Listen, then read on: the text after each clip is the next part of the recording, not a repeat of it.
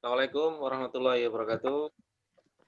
Waalaikumsalam. Waalaikumsalam warahmatullahi wabarakatuh.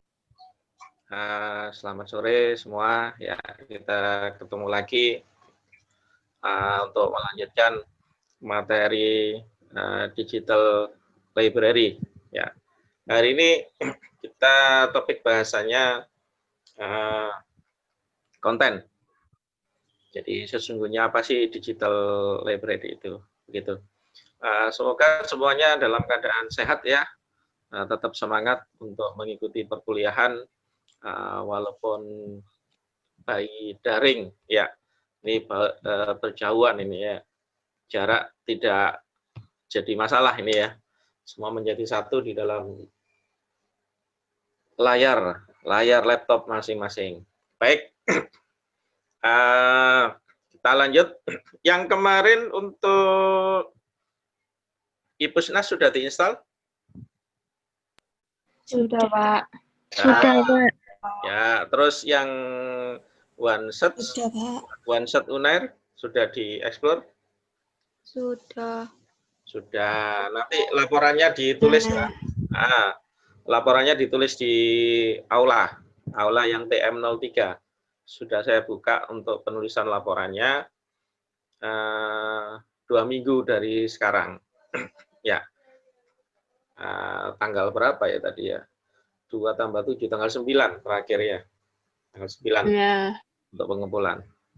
Oke, kita lanjut. Ini melanjutkan materi yang kemarin, gitu ya. Ini materi yang kemarin.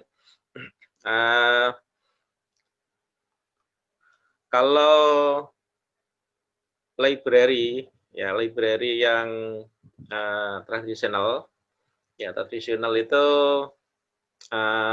bukan hybrid ya. Perpustakaan itu kan ada 3 ya, kalau dari jenis kontennya. Perpustakaan kalau dari jenis konten ada 3, ada tradisional, ada digital, dan ada hybrid. Ya, kalau seperti UNAR itu hybrid. Jadi hybrid itu yang mengkombinasikan antara perpustakaan tradisional dengan perpustakaan digital. Nah, ini baik untuk yang perpustakaan tradisional, ya. Ini berarti sebuah perpustakaan yang mempunyai function library. Jadi ada fitur-fitur function library-nya, ada tujuan dari library-nya, ada purpose library-nya. Ya, meliputi apa saja? Ada collection, development, and management. Ya, ini sebuah sebuah gedung gitu ya, sebuah gedung atau apa ya? Sebuah ruangan yang memiliki koleksi buku ya, dikatakan sebagai perpustakaan jika ada collection, development, and management. Ya, tanpa adanya itu berarti dia bukan perpustakaan, tapi ini perpustakaan tradisional ya. Bagaimana dengan perpustakaan digital? Sama, perpustakaan digital juga ada collection, development, and management. Tetapi collection, development, and manajemennya dalam bentuk digital, begitu ya, dalam bentuk digital. Nah, kemudian ada technical processing. Nah, ini technical processing ini yang nanti membedakan, begitu. Technical processing kalau di perpustakaan tradisional, ya berarti kita mengolah buku, ya mengolah, mengkatalog, ya mengklasifikasi, begitu, melabeli buku, ya memberi lidah buku, dan lain sebagainya. Itu technical processing. Artinya technicalnya ya technical by fisik bersentuhan dengan buku. Tetapi kalau digital library, technical processing-nya adalah bisa dimulai dari alih media, ya bisa dimulai dari alih media, bisa setelah dialih mediakan dalam bentuk digital, kemudian diproses. Prosesnya adalah proses mapping di dalam metadata.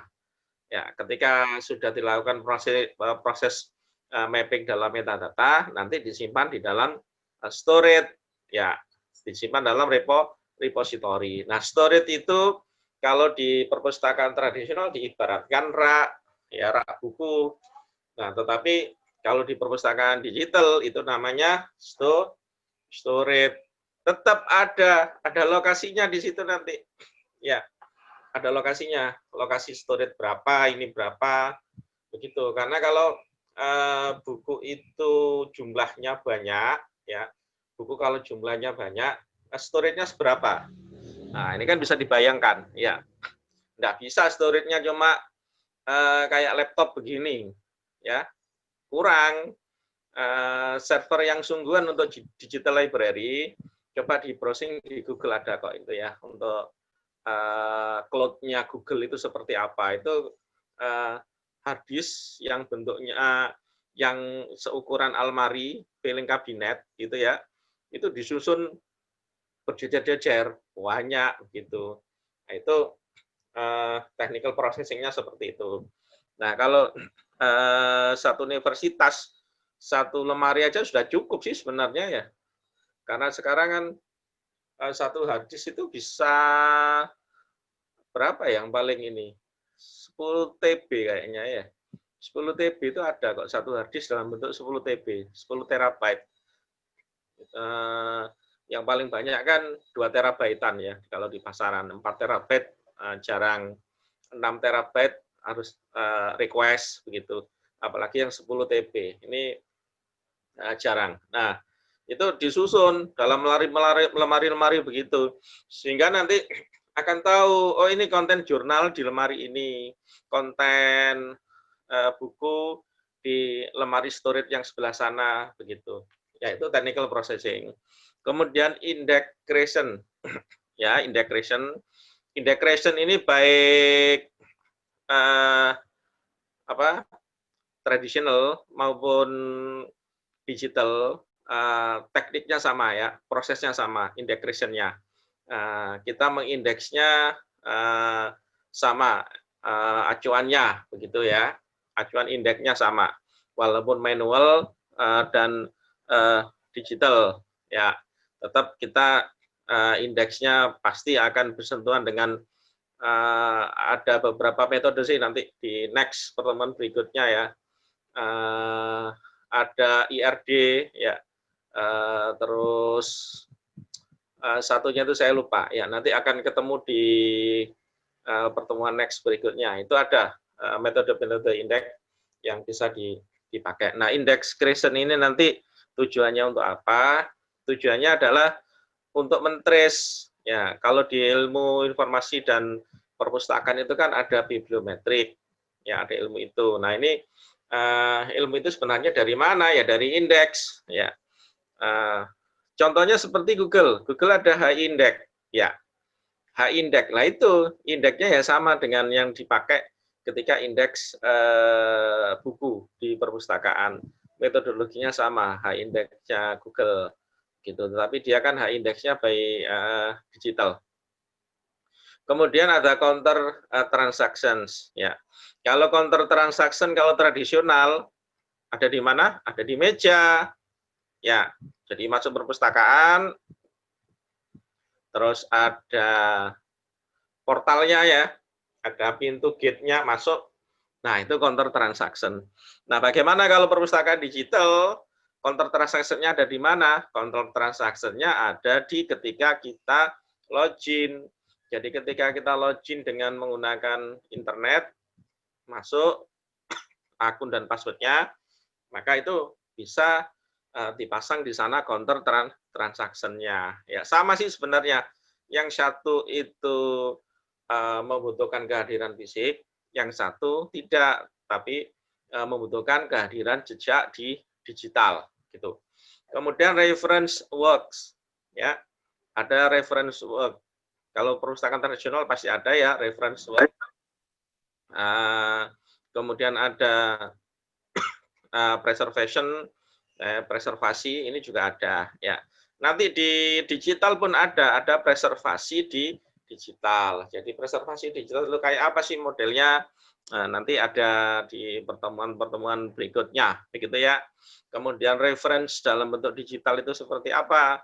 reference works nanti juga ada. Sebenarnya sama sih, ya, teknik, kemudian apa ya, acuan yang dipakai untuk mengolah library tradisional dengan library digital itu sama acuannya, tapi yang beda adalah konten. Jadi yang beda adalah konten atau objeknya. Yang satu buku, yang satu bentuknya, yang satu bentuknya fisik, yang satu bentuknya di digital. Oke. Nah, ini yang kemarin, ya. Ada yang masih ingat kemarin digital library is not web alone, ya, bukan web yang sendirian, tapi web yang berjejaring. Nah, di sini kalau menurut ini ketutupan ini, menurut saya gesernya, bentar. Menurut Association of Research Libraries, ya ini tahun 95, ERL, ya, ERL 95, ini menentukan ada 5 elemen variasi dari digital library. Ya. Yang pertama, digital library is not a single entity. Ya, jadi digital library itu not a single entity. Artinya apa?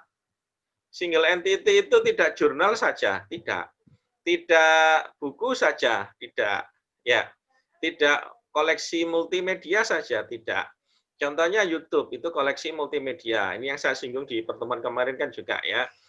Kemudian ada tempat penyimpanan apa ya, misalkan Japosko.id ya, yang repositori berita gitu. Nah, kalau single entity itu repositori ya. Tapi digital library bukan single entity tapi multi entity di situ. Ada entity buku, ada entity jurnal, ada entity film, mungkin ya, ada entity artefak ya. Nah, itu kalau digital library. Oke. Kemudian digital library requiring technology to link the resources of many, ya, artinya memang harus berjejaring. Jadi digital library itu membutuhkan teknologi untuk saling berhubungan. Ya, kalau yang kemarin kan, misal yang sudah mengeksplor OneSearch, ya, OneSearch kemarin, OneSearch itu sudah berjejaring antara Unair misalkan dengan ITS, dengan ITB dan lain sebagainya, ya, dalam konsep OneSearch. Cuma saya juga belum mengeksplor banyak, ya. OneSearch ini apakah hanya melakukan link, kolaborasi, collect index dari semua library, begitu, ya, ataukah OneSearch ini juga tidak hanya mengkolek indeks, tapi dia juga menghubungkan resource, ya. Berbeda loh ya, menghubungkan resource dan collect index.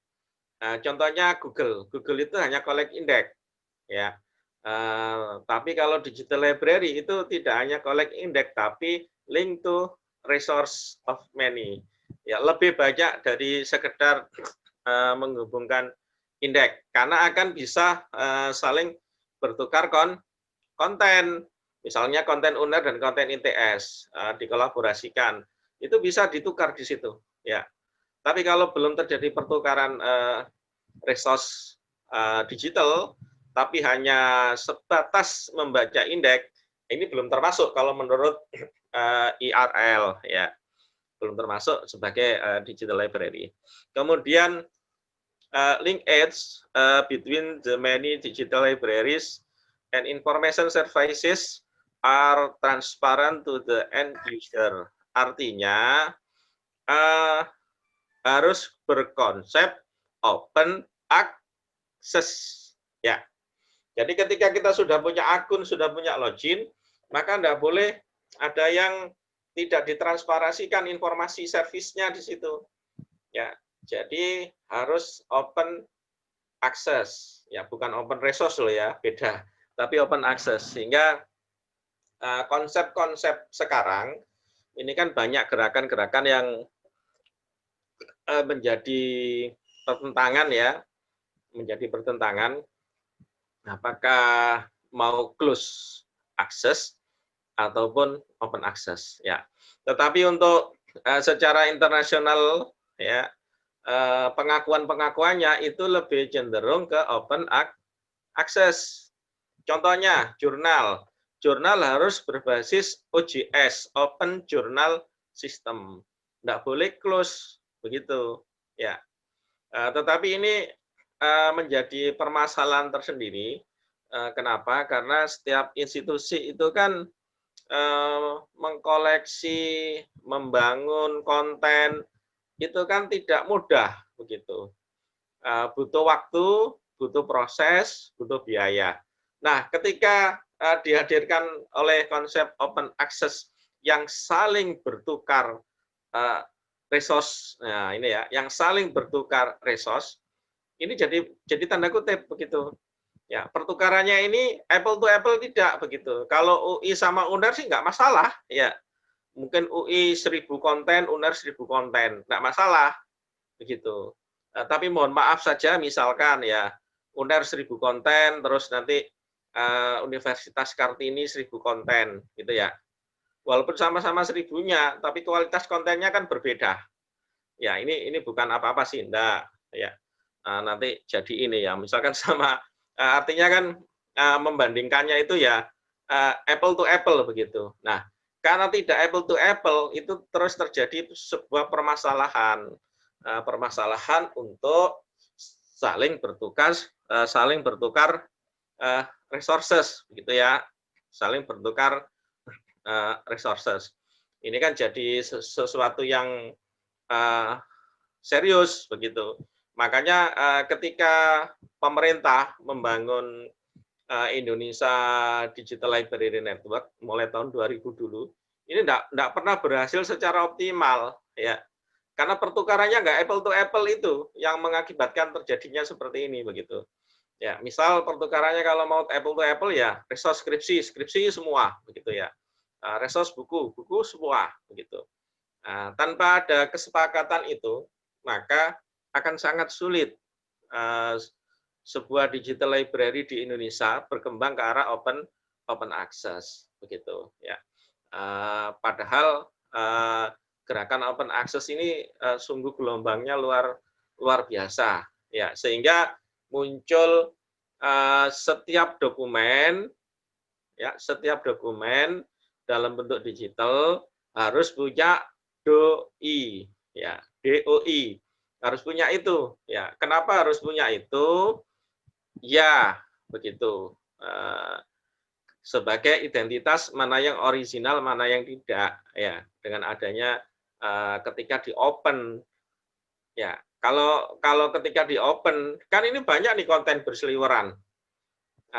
Kita nggak tahu nih yang asli yang mana, yang punya copyright-nya siapa. Nah, ini kan nggak jelas, makanya muncul doi gitu ketika gelombang open access itu terbuka. Nah, kalau digital library yang by user, saya masukkan user, kemudian saya masukkan password, itu bukan open access ya, karena kita pakai apa ya? Kita pakai akun untuk masuk ya.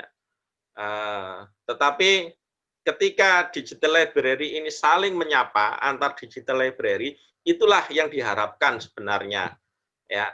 Jadi open access yang dimaksud dalam digital library itu bukan open access seperti artikel-artikel yang di internet, tidak, tapi open access saling menyapa antar institusi begitu.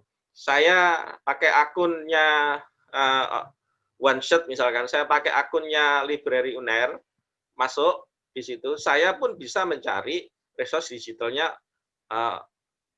perpustakaan ITS misalkan. Saya pun bisa mencari resource digitalnya perpustakaan ITB begitu. Ya, itu open access yang seharusnya dibangun dalam konsep digital library. Ya, jadi pemahamannya berbeda loh ya dengan open access yang di dunia maya begitu. Open access ini adalah open access saling bertukar antar institusi. Yang keempat, Universal access to digital libraries and information services is a goal. Ya, jadi tujuan semua dibangunnya relasi-relasi tadi itu adalah untuk universal access to digital library. Satu gate bisa explore berbagai lokasi, begitu. Ya, konsepnya. Kalau ada yang sudah mencoba OneShot, coba aja dieksplor apakah OneShot sudah memenuhi konsep ini, begitu. Kita lanjut. Kemudian digital library koleksi di dalam digital library ini tidak dibatasi hanya dokumen, ya. Seperti yang kemarin, yang pertemuan terakhir itu kan, pertemuan minggu kemarin, bahwa juga harus extend to digital artifact, ya. Jadi tidak hanya dokumen, tapi juga artefak, ya. Artefak juga harus masuk ke library dan itu harus didistributedkan nanti ya dalam bentuk printed format, begitu. Jadi kalau kita mau mengakses bisa baca, bisa copy nggak bisa harusnya ya, copy nggak bisa. Digital library harusnya nggak boleh ada konsep copy. Kalau ada konsep copy dan konsep download itu directory namanya, bukan digital library. Kalau digital library ya kita akses layaknya sebuah perpustakaan, kemudian kita bisa baca ya secara online dan lain sebagainya. Tetapi kalau di sini disarankan kan distributed in printed format. Jadi ketika kita ingin mencetak 2-3 halaman dari yang kita baca di PDF yang ada di digital library itu bisa harusnya, gitu. Ya, ini definisi digital library menurut Association Research Library ya, IRL tahun 1995. Oke. Kemudian secara keseluruhan tujuan dari digital library adalah yang pertama fokus terhadap digitization. Ya, fokus terhadap digitization berarti fokus terhadap alih media. Alih media apa saja? Ya.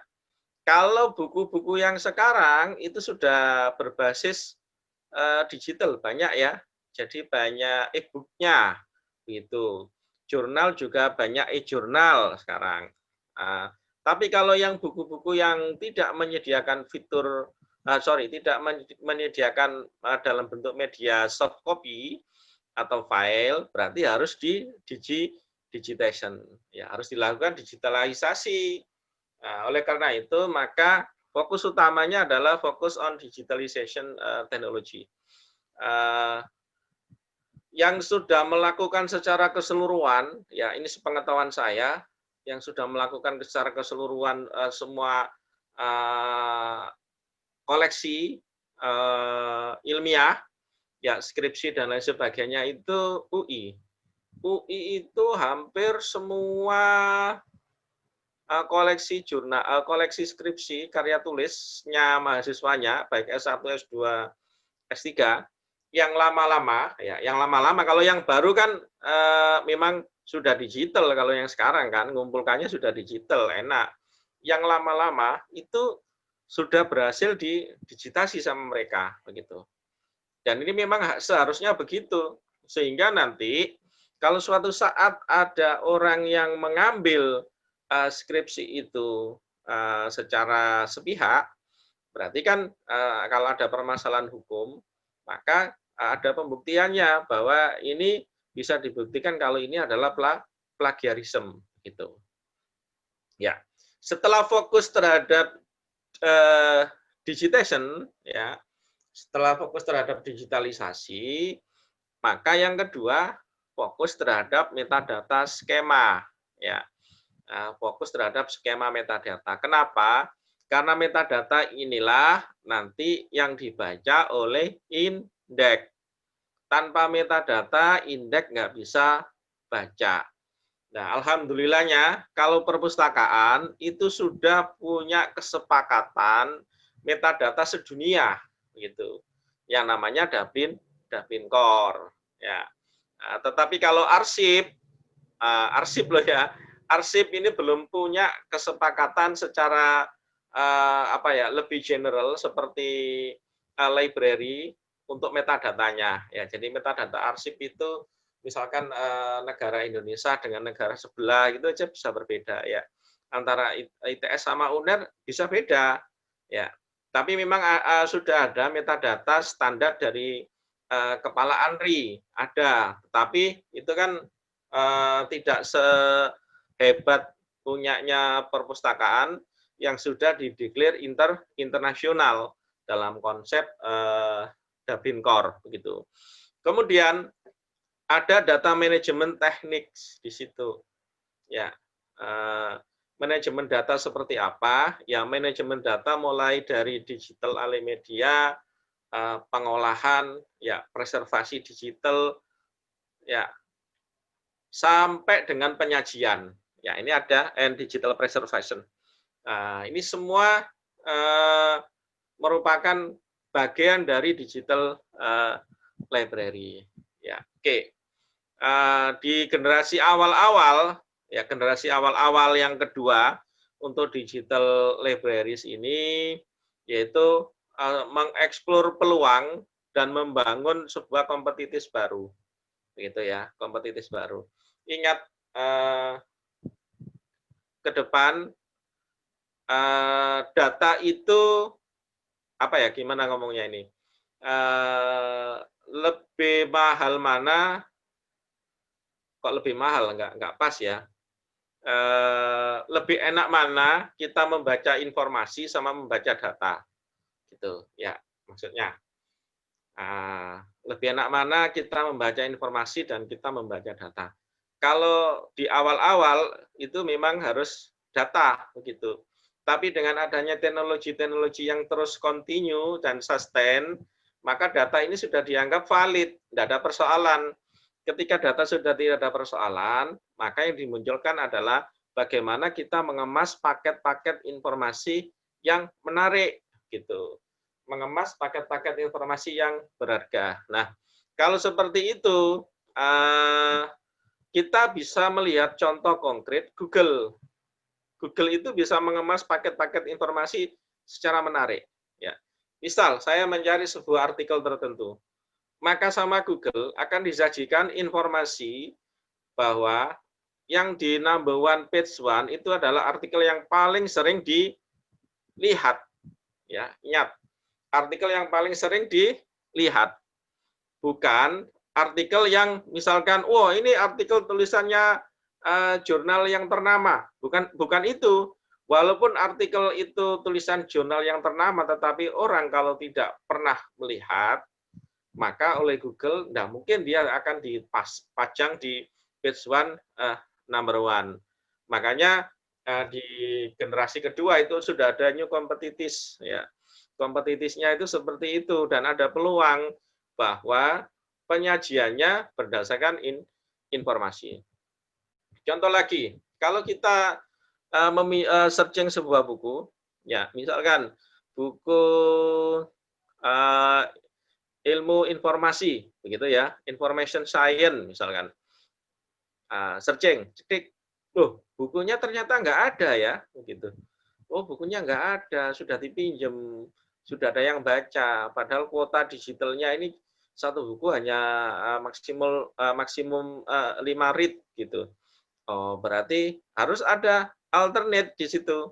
Setelah page one number one itu tidak ada alternate kedua yang menyajikan bahwa ada buku lain yang sama dengan buku yang pertama, sehingga kita bisa mencari substitusinya begitu. Ini yang dikatakan bahwa informasi ini lebih utama daripada data. Ya dalam tataran sekarang loh ya. Kalau dulu ya enggak. Kalau dulu data, karena data dengan teknologi yang dulu itu membuat data valid itu susah ya, tapi kalau dengan teknologi yang sekarang membuat data lebih valid itu lebih cepat begitu. dan lebih sustain, maka sudah zaman untuk mengarahkannya ke informasi. Oke. Kemudian di generasi ketiganya dari digital library, ini fully integrating digital material. Sudah saling menyapa, ya, sudah saling menyapa dalam libraries collection through a modular system arsitektur, gitu. Jadi ada modular sistem arsitek yang dibangun yang bisa berkolaborasi dan saling menyapa. Contohnya OneShot, ya. Oke. Nah, di dalam konsepnya chain, ya, konsep chain, digital libraries shorten the chain, ini ya, rantai pendek dari sebuah library. Ini yang bawah, bentar, saya gesernya ke samping gambarnya. Di tengah-tengah itu ada digital library, ya. Di tengah-tengah ada digital library. Yang dikelola itu apa, begitu kan? Yang dikelola adalah informasi-informasi metadata, ya, entitas buku, tulisan, entitas dokumen film atau artefak, ya. Entitasnya itu berupa apa, begitu. Nah, itu bisa nanti ada author segala macam, ada publisher, ada editor, ada artificial intelligence, ketika dia nanti sebagai konsolidator di dalam library. Kemudian nanti akan disajikan terhadap user. Penggunanya siapa? Penggunanya tidak hanya members, ya. Penggunanya tidak hanya siswa perpustakaan, tidak, tapi di situ ada reader, pembaca, ada author, ya, ada librarian, ada editor, ada learner, ada teacher. Nah, ini semua, ya, sekarang ini sudah memunculkan sebuah informasi apa, H-index, ya, H-index author, gitu, ya. Sudah memunculkan misalkan editor yang kredibel siapa, gitu, ya, H-index Scopus, ya kan, H-index Sinta kalau di Indonesia. Ini jadi sebuah yang menarik karena ada asosiasi role yang terjadi ketika semua informasi metadata itu saling menyapa, gitu. Nah, kita lanjut. Digital library content. Ya, kontennya yang bisa masuk di dalam digital library ini bisa teks dokumen. Ya, teks dokumen. Teks dokumen ini meliputi apa saja? Ada artikel, report, ya, books, manuskrip, newspaper, tesis, teaching report, ya. Pokoknya semua report-report ilmiah, begitu ya. Semua report-report ilmiah, semua tulisan-tulisan ilmiah. Ini masuk dalam kategori teks dokumen, ya. Kalau secara tradisional itu bentuk fisiknya adalah book atau printed, maka harus dialih mediakan dalam konsep teks dokumen, begitu. Ya, kemudian yang kedua ada video audio. Ya, video audio itu contohnya ada speech, pidato, ya. Ada pidato, ada musik, ada movie, ya. Kalau di perpus mungkin movie ada, ya. Kalau kita masuk ke mana, ya, perpustakaan koleksi multimedia, movie mungkin ada, musik mungkin ada. Speech yang saya belum pernah menemui, ya, bukan belum pernah, jarang menemui speech, ya. Misalkan pidato rektor UNER mulai tahun pertama sampai tahun terakhir. UNER pertama kali berdiri, rektornya siapa, pidatonya seperti apa sih, rektor kedua seperti apa, ini. Nah, itu speech, itu harusnya juga masuk dalam video audio. Itulah yang dikatakan apa ya? Ini apakah tidak jumbo dengan arsip, Pak Yandra? Toh arsip itu kan menyimpan konteks aslinya Tapi kalau setelah itu direpro dan untuk dipublish umum bisa masuk dalam perpustakaan gitu. Kemudian ada geographic information, ada aerials, ada foto ya. Ya, ini geographic information ini juga masuk dalam digital library. Nanti coba di explore yang iPusnas sama OneShot. Koleksinya apa saja? Nah, apakah koleksinya ini ada semua gitu? Ya. Tinggal dicentang aja kan buat tabel gitu. Yang keempat ada software program. Ya, software program pun ada di dalam library. Ya, ada program-programnya, ya, program-program initiate, misalkan animal plan, human genome, ya, ini ada di sana. Kemudian ada bioinformation, ya, bioinformation ini model-model simulasi. Ya, ini bioinformation kayaknya masih kelihatan asing ya di perpustakaan yang ada di Indonesia. Saya belum pernah menemukan kalau masuk perpustakaan ada pojok atau ruangan khusus yang ada tulisannya misalkan bioinformation. Nah, itu kan belum pernah. Kemudian ada image and graphic, fotografi, painting, 3D, 3D. Ya. Foto-foto segala macam, ya, koleksi-koleksi, ya. Ini masuk dalam digital library content. Ya, oke. Kita lanjut, ada pertanyaan? Enggak, kalau enggak saya lanjut. Ada? Enggak. Oke, baik. Kalau enggak kita lanjut. Oleh sebab itu, maka content is king. Nah, ya ini sangat menarik ya. Content is king. Siapa pemenangnya sekarang kalau content is king? Google. Ya, pemenangnya Google karena Google memegang semua data, ya, semua data. Kalau di dunia maya, tapi kalau dalam dunia komunikasi, siapa content is king-nya di dalam dunia komunikasi? Komunikasi itu ya WA segala macam itu ya. Siapa content is king-nya? Facebook. Ya, content is king-nya Facebook. Kenapa? Yang punya WA kan Facebook. Ya, semua tahu itu Facebook. Ya, ini kan banyak pilkada di Indonesia ya. Facebook mungkin tahu itu. Contohnya kalau di Sidoarjo siapa calon pemenangnya dari percakapan sejumlah penduduk yang ada di Sidoarjo yang bercakap-cakap di dalam grup WA, itu bisa dianalisis siapa pemenangnya, sudah ketahuan begitu. Maka disebutlah bahwa content is king, ya. Konten adalah raja. Ya. Kenapa begitu? Iya, karena informasi konten itu lebih penting dari sistem use for its storage. Ya. Lebih penting dari use for its storage, dari penyimpanan. Ya, penyimpanannya apa? Data. Jadi orang itu cenderung sekarang ini tidak ingin mencari data, tapi mencari konten. Nah, bagaimana cara kita mengemas konten dari data supaya menjadi akurat, supaya menjadi menarik, itu sekarang yang menjadi isu. Dan ini lebih apa ya?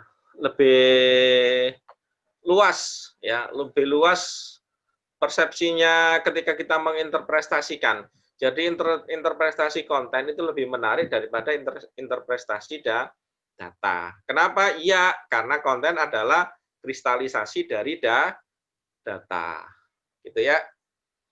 Nah, dengan demikian, digital library harus mengusung content is king, ya. Jangan mengusung kuantitas, ya. Tuh, jangan mengusung kuantitas, karena nanti perpustakaan harus dianalisis. Contoh, perpustakaan UNER, berapa koleksinya? 10.000 misal ya, 10.000. 10.000 buku itu dalam 1 tahun yang dipinjem berapa buku? Kalau yang dipinjem misalkan cuma 2.000 buku, ya berarti itu kan hanya 20%-nya. Ya, 20%-nya. Berarti kita punya System use for edge storage itu 10.000, tetapi informasi kontennya yang termanfaatkan hanya 20%-nya, yaitu 2.000. Ya buat apa begitu? Ya, perpustakaan yang bagus itu bukan perpustakaan yang banyak koleksinya, tapi perpustakaan yang rasio terpinjamnya koleksi itu tinggi, ya rasionya. Nah, oleh sebab itu ada prosedur kan nanti di sana, ada penyiangan, ya yang sudah nggak pernah dipinjam digeser, gitu kan. Terus nanti kalau sudah kontennya sudah out of date digeser lagi, ya bahkan sudah dimusnahkan misalkan karena keilmuannya sudah sudah kuno, ya eranya kan sudah era berbeda dengan era yang dulu gitu. Ya, ini content is king. Oke. Untuk koleksinya, ya tipe dari digital collection, yang pertama itu harus digitation. Ya iya sih ya, harus dialimediakan, harus didigitalisasi begitu. Converting paper and other media in exciting collection to digital form. Jadi semua harus dialimediakan, ya koleksinya, ya dialimediakan.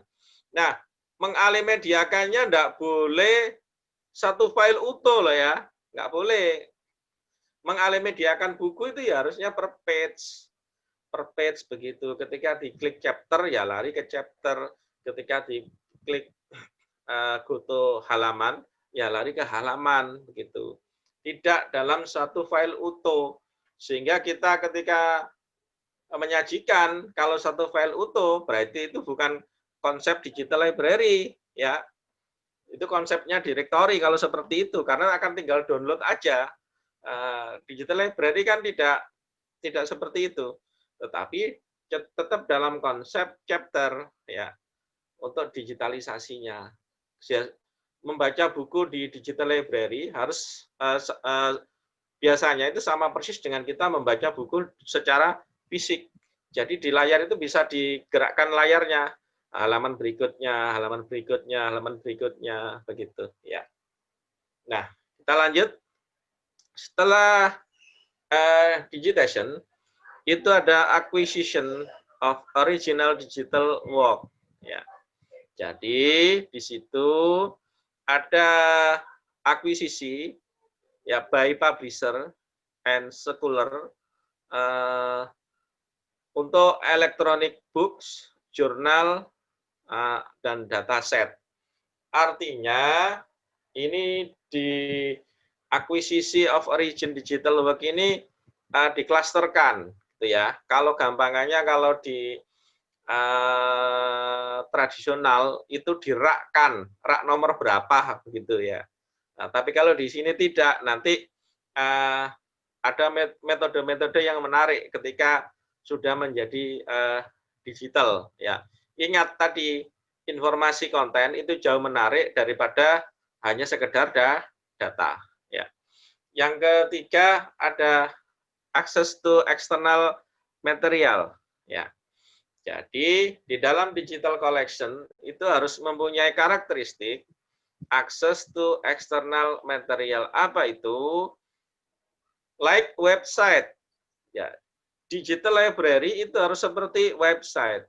Ya, kalau sekarang not like website tapi like mobile technology gitu kan ya. Seperti mobile technology sehingga perpustakaan ada di genggaman, tinggal klik dengan satu tangan dan gadget semua bisa dilakukan. Ya. Other library collection or publisher server ya. Berarti penyajiannya maksudnya itu begitu ya. Penyajiannya ini diharapkan akses to external material ini bisa dilakukan. Jadi kalau digital library terus kita harus datang ke perpustakaan mengakses digital library di situ, ini nggak pas menurut karakteristik digital collection. Jadi koleksinya itu juga harus dibaca dari eksternal lokasi dari luar begitu. Seperti website ya. Tapi kalau sekarang kan sudah zaman mobile ya. Zaman mobile. Oke. Kita lanjut ya. Kemudian nanti di dalam proses menyajikan konten ya, di dalam proses menyajikan konten itu akan ada selecting, acquiring, digitation, organizing, archiving ya, sama providing access ya. Sama providing access. Ini tahapan-tahapan ya. 6 tahap ketika kita membangun sebuah konten digital library. Pertama, seleksi. Jelas ya? Seleksi. Kedua, acquiring, ya, akuisisi. Lakukan akuisisi. Ya, karena kan saling menyapa itu, saling menyapa antar works ya. Kemudian digitation. Ya, digitation. Kemudian organizing, ya, organizing. Kemudian archiving, ya, diarsipkan. Diarsipkan di sini bukan seperti diarsip begitu, enggak ya, archiving. Archiving ini kalau di digital library dimaknai bahwa konten apa ya, konten asli original ya, seperti kalau di buku itu kan ada buku asli ya, ada buku teks dan buku yang non teks, begitu ya maksudnya. Nah ya, archiving ini yang buku-buku teks ya. Artinya begini, kalau kita punya 5 buku, 1 harus di archiving gitu ya. Jadi kalau kita punya 5 koleksi dalam digital, 1 file ini harus di archiving. Ya. Kenapa? Ini aman. Begitu. Kalau 4 ini kan nanti sering dibaca orang, mungkin ada yang korup, ada yang error, tinggal replace dari archiving. Ya. Itu maksudnya.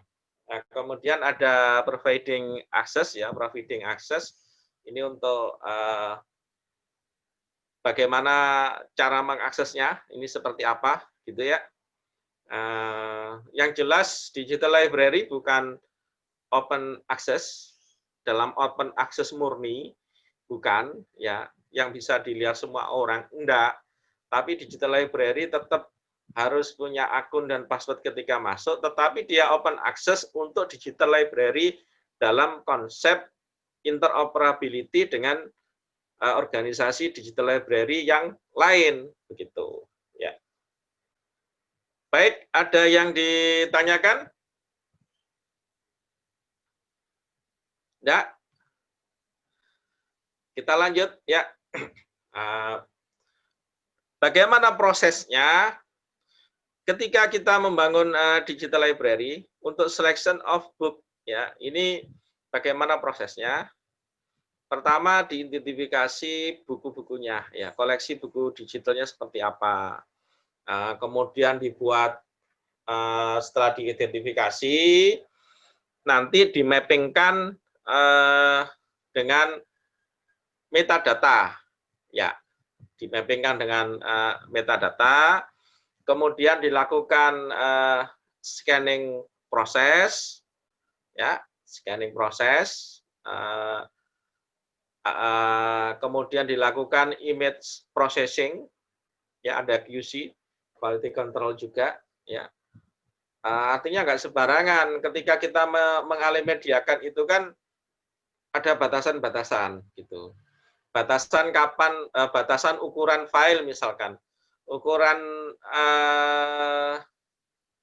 apa ya namanya, bit, ukuran bit ya, ukuran misalkan gambar ini ukuran minimal bisa dibaca kelihatan normal itu ukuran berapa? Kan ada yang HD sekarang ya, ada yang HD. Nah, harusnya digital library ini enggak perlu terlalu HD begitu, nanti storage-nya gampang habis. Cukup scan, tetapi alimedianya nanti pada resolusi standar saja yang bisa dibaca dengan mata biasa. Minimal dibaca mata biasa terbaca. Nah, itu. Ya, itu ada standarnya. Ya. Bisa juga OCR. OCR ini langsung scan jadi teks. Ya. Nah, sebenarnya ini ada mesin-mesin yang bagus sih sebenarnya. Ya, artinya kan buku diprotol, dimasukkan langsung nanti dari mesin itu, thread gitu ya. Ada beberapa jalur dia melakukan OCR langsung digabung jadi buku lagi. Ya. Tapi ya mahal kalau yang seperti itu, gitu ya. Yang kebanyakan itu adalah yang single yang sekarang ini, single. Jadi satu buku di apa ya, di protol, kemudian di scan, itu kayak mesin fotokopi itu kan yang terjadi sekarang per lembar, per page, nah, itu jadi OCR, sudah jadi PDF. Ya. Ini sudah luar biasa teknologi-teknologi sekarang. Jadi untuk melakukan alih media itu bukan menjadi kendala kalau sekarang ini ya. Tidak ada kendala untuk melakukan alih media dari koleksi-koleksi hybrid, ya, koleksi-koleksi fisik seperti buku, jurnal, tulisan-tulisan dalam bentuk fisik ini diubah dalam bentuk digital. Ini bukan hal yang sulit saat ini. Kalau dulu iya sulit, kenapa? Karena scannernya kan bentuk flip, buka tutup begitu, ya. Tapi kalau teknologi sekarang kan scannernya kayak mesin fotokopi, tinggal diprotol, kemudian dimasukkan di slot itunya ya, slot kertas, running, sudah ditinggal. Ya, tinggal buat kopi gitu satu cangkir, buat kopi satu cangkirnya belum selesai, 100 halaman sudah selesai. Ya, ini sudah luar biasa. Ya. Nah, yang berikutnya setelah melakukan seleksi buku, ini scanning. Ya, scanning. Scanning ini harus dipilih mana yang layak dan tidak begitu. Kalau yang tidak layak ya harus di-scan ulang. Yang tidak layak harus di-scan ulang, diedit gitu supaya standar dan bisa dibaca. Ya. Setelah semuanya memenuhi standar, ya, ketika semuanya sudah memenuhi standar dan layak untuk publish, akan dilakukan publishing. Ya, jadi prosesnya ada selection, ada scanning, dan ada publishing. Ya. Nah ini mesin scan yang agak kuno ini ya, agak kuno ini. Ini agak kuno, ini kan dari atas itu, pakai sinar ya. Ini pakai sinar dari atas, jadi kita tinggal balik bukunya gini, langsung di layar komputernya itu langsung terscan. Ya, ini scan pakai sinar. Scan pakai sinar itu enaknya kalau koleksi bukunya ini sudah aus gitu ya, kertasnya merepel. Kalau kertasnya merepel dimasukkan di scanner yang seperti fotokopi, kertasnya bisa protol begitu. Maka dilakukan dengan scanning sinar. Ini scanning sinar ini. Tinggal buku itu dibalik, itu sudah melakukan scanner, thread gitu. Buku dibalik lagi, scan lagi pakai cahaya ya, seperti lampu. Gitu. Ya. Ini produksinya segini banyak ya. Nah, coba kalau perpustakaan seperti ini, saya yakin satu hari alih media, wah ribuan, ya koleksinya tambah banyak, begitu. Ya, ini luar biasa ini, ya bukan scanner buaya yang dibuka gini ya, terus nutup. Kalau itu satu ya lama, ya di tahun berapa itu ya? Saya masuk UNER 2008 ya, 2008, 2009, 2010 masih gitu ya. 2010 skaternya masih gini. Satu orang itu rata-rata satu hari itu dia menyelesaikan 1 sampai 2 skripsi buku. Ya rugi kan, sehari loh ya, sehari. Nah, kalau dengan teknologi yang canggih ini, satu skripsi bisa cuma 5 menit paling ya, nggak ada. 5 menit sama prepare-nya, sama menyiapkan segala macamnya. Bisa jadi 5 menit. Ya. Ditinggal pun bisa, yang penting dipaskan, ditinggal, nanti masuk, langsung semuanya terscan, masuk di komputernya gitu. Ya, baik. Sampai di sini untuk hari ini. Ada yang ditanyakan? Ya, permisi, saya ingin bertanya, Pak. Ya, Mbak Putri. Iya, jadi penjelasan Bapak kan mengenai alih media seperti itu. Nah, saya tuh sempat terpikirkan seperti ini, Pak. Buku ya dialih mediakan gitu menjadi digital. Ya, Otomatis kan kayak lebih mudah mengaksesnya maupun menggandakannya. ya, Tapi yang saya pikirkan itu kenapa pada perpustakaan, contohnya seperti iPusnas dan perpustakaan digital yang lainnya, kenapa harus ada batasan misal buku-buku filsafat contohnya itu hanya ada 8 atau 20 seperti itu. Memang sih logisnya alasannya seperti ini karena ada istilahnya kan keamanan privasi dan penggandaan koleksi seperti itu. Tapi yang saya pikirkan seperti ini juga Pak untuk keefektifan dan keefisiensiannya. Kenapa buku digital ini tidak dibuat unlimited saja, jadi tidak ada batasannya. Toh juga kalau misal penggandaan media, penggandaan buku yang dialih mediakan menjadi digital kan seperti apa ya, penggandaannya tuh mudah saja gitu, tinggal copy paste dan sebagainya gitu Pak. Nah yang saya bingungkan itu ya itu sih Pak, kalau yang saya pikirkan gitu. Sebenarnya alasan apa yang mendasari buku digital itu harus ada batasannya. Selain alasan tentang keamanan dan tentang peraturan tentang penggandaan seperti itu. Terima kasih. Oke, baik. Ini batasan view atau batasan pinjam? Pinjam, Pak. Pinjam. Gini, kalau batasan pinjam itu ya tergantung manajemen perpustakaannya masing-masing. Ya, terkadang ada yang maksimum 5 gitu ya.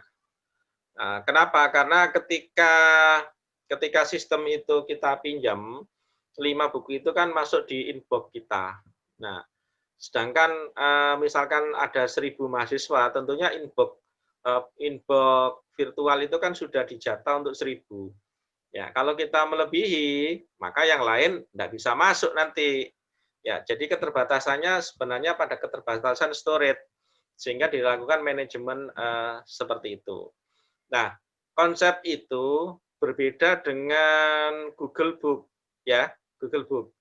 Google Book itu terkadang Google Book itu kalau kita baca kan ada halaman yang hilang itu. Nggak seluruh halaman dimunculkan sama Google Book. Ya, kalau Google Book memang tidak dimunculkan seluruh halaman supaya beli buku aslinya kan seperti itu. Ya.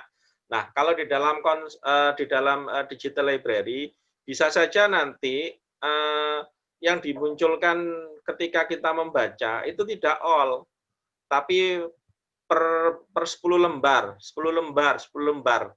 Itu kan hanya teknis secara sistem di dalam digital library mensiasati supaya sistemnya kuat gitu ya. Sistemnya kuat untuk optimalisasi memori dan optimalisasi resource karena dipakai bareng-bareng oleh semuanya gitu. Ya, kalau tidak dibatasi seperti itu nanti kuat-kuatan jadinya.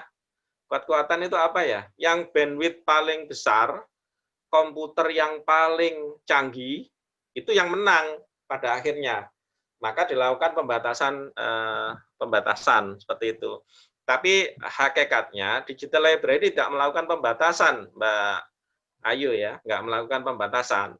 Tetapi memang sistem mungkin di-manage seperti itu supaya digital library-nya stabil gitu. Ya, karena keterbatasan resource saja sih kalau menurut saya. Tapi kalau di Google itu bukan keterbatasan resource ya supaya kita beli buku aslinya begitu. Ya, oke. Baik, ada yang lain lagi? Ya, baik. Terima kasih, Pak. Ya, ada yang lain lagi? Tidak ada. Baik, kalau tidak ada, Permisi. Mbak Gika. Iya, permisi mau tanya Pak. Kan tadi Pak Digital Library itu punya banyak konten. Nah, itu apakah semua konten itu harus masuk ke digital untuk dinamakan digital library ataukah hanya bisa beberapa saja gitu, Pak? Yeah. Oke. Definisi digital library adalah not single entity, ya. Berarti harus lebih dari satu. Kalau dia satu, berarti hanya direktori. Contohnya direktori jurnal, contohnya direktori skripsi, gitu. Contohnya direktori buku, begitu. Ya. Nah, kalau digital library tidak, ya not single entity, tidak boleh satu. Ya, sewajarnya digital library itu ada buku, ya seperti perpustakaan biasa itu, ada buku, ada koleksi ilmiah, ya, jurnal, artikel dan lain sebagainya, ada multimedianya, movie dan lain sebagainya. Jadi kita bisa nonton film secara streaming lewat digital library itu bisa. Seperti kita masuk ke perpustakaan untuk nonton film di ruangan begitu. Ya. Oke. Ada lagi? Baik, Pak. Terima kasih. Tapi itu, Pak, ini kan yang di digital library content itu kan ada juga video, audio, geographic information, Iya. and programs. Nah, itu apakah semua itu harus masuk atau hanya beberapa aja? Kan soalnya nggak semuanya itu kemungkinan bisa dimasukkan gitu, Pak. Ya, standarnya nih ya, standarnya itu ada buku, ya ada karya ilmiah dan ada multimedia. Itu standar sih, ya.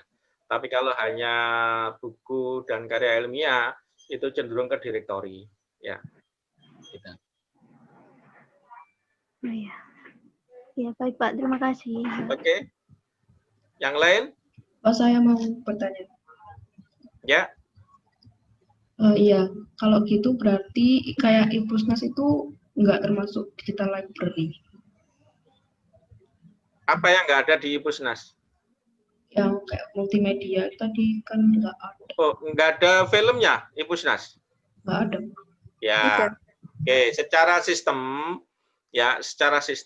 mereka sudah merancang seperti digital library. Secara konten mungkin keterbatasan, ingat keterbatasan resource tadi itu, ya. Kalau film dimasukkan di situ, ya kan berat itu ya, berat. Butuh berapa storage, satu movie aja bisa 1 giga ya. Nah, sedangkan kalau 1 giga buku sudah berapa buku? Nah, mungkin karena pertimbangan unsur pemanfaatan seperti itu, maka koleksi-koleksi yang berat-berat, ya koleksi-koleksi yang kategori berat dalam ukuran file belum dimasukkan dalam Ipusnas. Ya, oke. Ada lagi?